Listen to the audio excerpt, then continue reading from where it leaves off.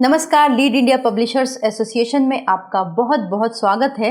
मैं हूँ doctor Taruna S Gaur. आज के समय में जो कॉमन जर्नलिज्म है उसको तो हम अच्छे से जानते ही हैं और आप में से बहुत सारे लोग जर्नलिज्म कर भी रहे होंगे, चाहे वो अखबार के माध्यम से हो या टीवी के माध्यम से हो, मैगजीन के माध्यम से हो या फिर डिजिटल प्लेटफॉर्म्स के माध्यम से हो।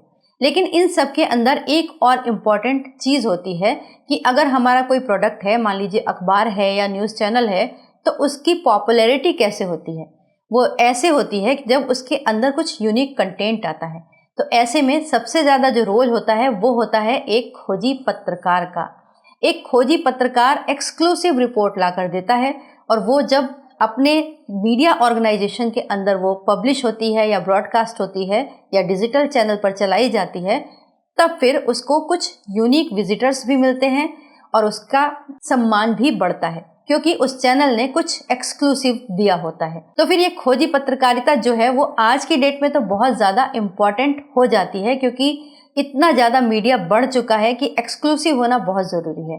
तो अगर आप भी खोजी पत्रकार बनना चाहते हैं तो इसके कुछ तरीके हैं जो हम इस वीडियो में डिस्कस करेंगे। तो हम समझ लेते हैं कि खोजी पत्रकार होते कौन हैं, वो कैसे काम करते हैं और अगर आप भी खोजी पत्रकार बनना चाहते हैं तो आप क्या कर सकते हैं। सबसे पहले तो जान लेते हैं खोजी पत्रकारिता या इन्वेस्टिगेटिव जर्नलिज्म होती क्या है।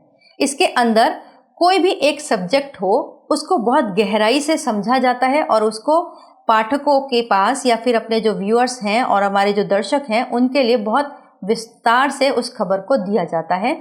ऐसी खबर जो कि पब्लिक डोमेन में पहले से ना हो, जो कि एक्सक्लूसिव हो, छुपाई जा रही हो, यही खोजी पत्रकार का काम होता है। दूसरा, हमेशा जो खोजी खबर होती है वो सार्वजनिक हितों के लिए होनी चाहिए, यानी पब्लिक इंटरेस्ट की होती है। इसमें बड़े बड़े भ्रष्टाचार का खुलासा भी होता है। खोजी पत्रकारिता को वॉच डॉग जर्नलिज्म भी कहा जाता है। लेकिन उन सबको करने से पहले हम कुछ खोजी पत्रकारों के बारे में जान लेते हैं जिन्होंने इस फील्ड में, इस विधा में अपना नाम कमाया है। इसमें कुछ बड़े नाम रहे हैं, कुछ गुमनाम ऐसे चेहरे हैं जो कि नेशनल लोग नहीं जानते, लेकिन हम यहाँ पर उनका जिक्र करेंगे। जैसे कुलदीप नैयर हैं, अरुण शौरी हैं, चांद जोशी हैं, जोगा राव हैं, अश्वनी सरीन हैं, पवन जायसवाल हैं और अभी अरशद जमाल है। ये कुछ ऐसे नाम हैं जिन्होंने अपने काम से और अपनी रिपोर्ट से कुछ ऐसे भ्रष्टाचार का खुलासा किया जो जनहित से जुड़े थे और पब्लिक इंटरेस्ट में बड़े काम के थे।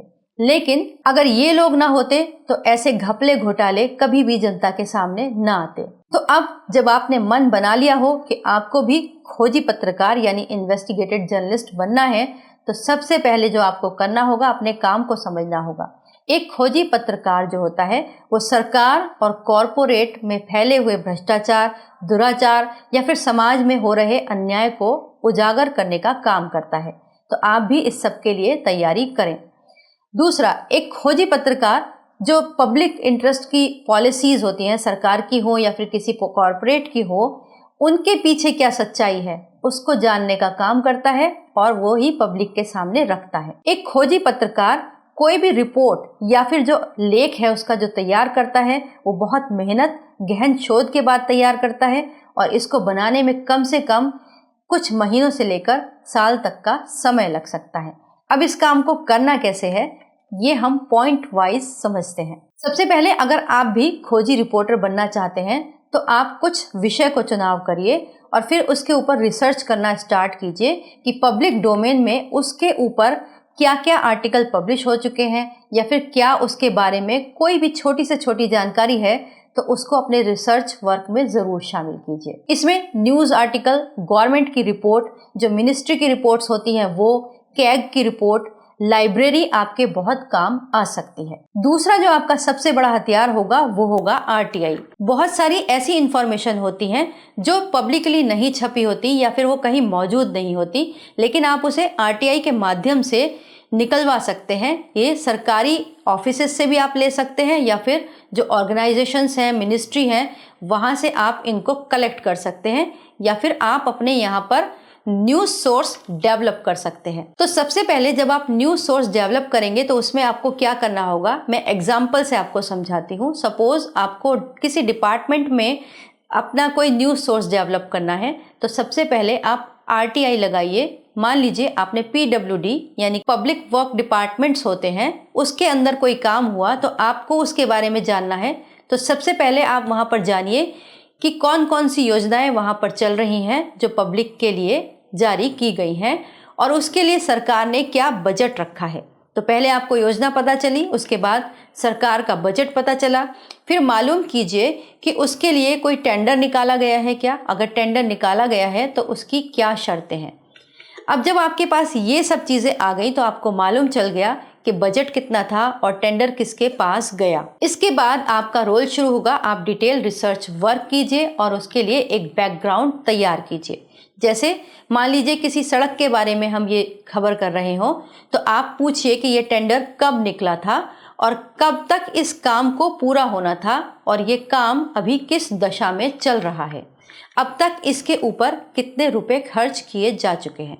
तो इस तरीके से आपने पहले न्यूज़ सोर्स डेवलप किया RTI के माध्यम से, फिर आपने फैक्ट्स इकट्ठे किए और अब आपकी एक रिपोर्ट तैयार हो गई। इसके अलावा एक खोजी पत्रकार के जो गुण होते हैं वो मैं आपको शॉर्ट में बता देती हूँ क्योंकि वीडियो काफ़ी लंबा हो चुका है।